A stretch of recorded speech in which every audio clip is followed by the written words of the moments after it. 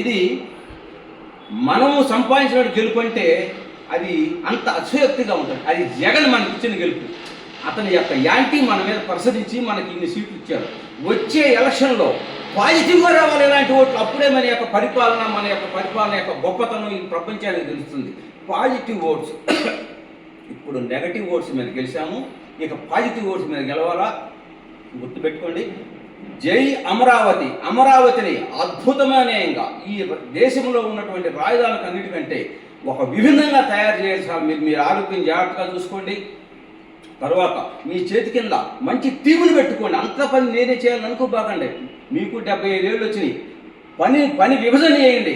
కుర్రాలను ప్రోత్సహించండి. తెలుగుదేశం పార్టీ మరి మీరు 50 సంవత్సరాల వయసులో తెలుగుదేశం పార్టీ పగ్గాలు పట్టుకుంటేనే కదా మరి వాళ్ళు తెలుగుదేశం పార్టీ నిలిచింది.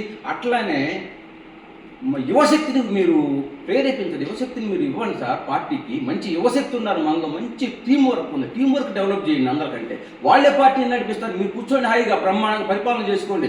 లోకేష్ ప్యాచ్కి వదిలేయండి. ఎలా ఉంటుందో మీరు చూడండి. ఓకే, జై అమరావతి, జై అమరావతి, జై తెలుగుదేశం, జై తెలుగుదేశం.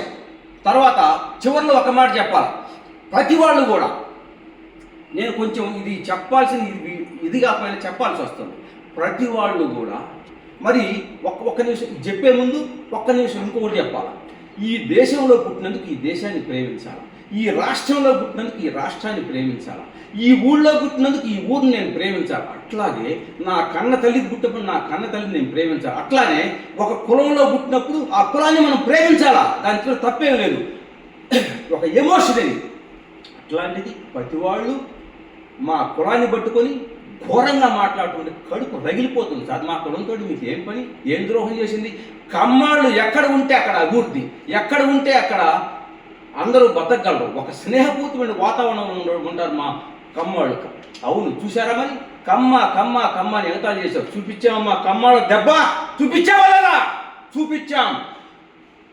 10 సీట్లు కూడా రాలా. ఎంత హేమైన గెలుపు నీకు. 10 సీట్ల. ఎప్పుడు కులాల గురించి మాట్లాడదు. మీరు మాట్లాడుకుంటే చంద్రబాబు నాయుడు విమర్శించుకోండి, లోకేష్ ఎవరైనా విమర్శించుకోండి. ప్రజాస్వామ్యం మాకు అవసరం లేదు. దయచేసి మీరు నమస్కారం పెట్టి చెప్తున్నా, కులాన్ని ఎత్తవద్దు. ఎవరి ఇగోలు ఎవరి ఇది వాళ్ళకు ఉంటుంది. అందువల్ల ఏంటంటే కుల ప్రస్తావన తేవద్దు. ఒక సమాజాన్ని అందరం గౌరవించుకోవాలి. ఎవరి కులం నాడు గౌరవించుకోండి, అంతేగాని పక్క కులాల మీద ప్రేమగా ఉండండి. ఎవరిని కూడా ఇచ్చేయద్దు. చూపించాం, పవర్ ఏంటో చూపించాం. పవన్ కళ్యాణ్ గారికి, హీరో పవన్ కళ్యాణ్ గారి వాళ్ళ పవన్ కళ్యాణ్ గారు మీ గురించి మేము చెప్పాలి ఒక మాట చివరిలో. మీరు మా తెలుగుదేశం యువశక్తి యొక్క మనసును దోచుకున్నారు సార్. ఏదైనా అవకాశం అంటూ మీకు వస్తే మీకు ఏదైనా సహాయపడడానికి మేము సిద్ధంగా ఉన్నాం. గుర్తుపెట్టుకుని, ఏదైనా అంటే మీకు గుర్తుంటే ఆ మాట నేను అనకూడదు. మీకు ఎప్పుడో ఒక దశలో ఒక అవకాశం వచ్చింది. ఆ అవకాశం వచ్చినప్పుడు మీకంతా కూడా మేము అండగా నిలబడతాం. మేము ఒకటే చెప్తున్నాం, ఈ కూటమిని మీరు చెదరనివ్వద్దు. మీ చేతుల్లోనే ఉంది కూటమి కూడా. మీరు లోకేష్ గారు ఒక జోడెద్దులాగా ఉండి ఈ రాష్ట్రాన్ని ముందుకు తీసుకెళ్ళండి. జై తెలుగుదేశం.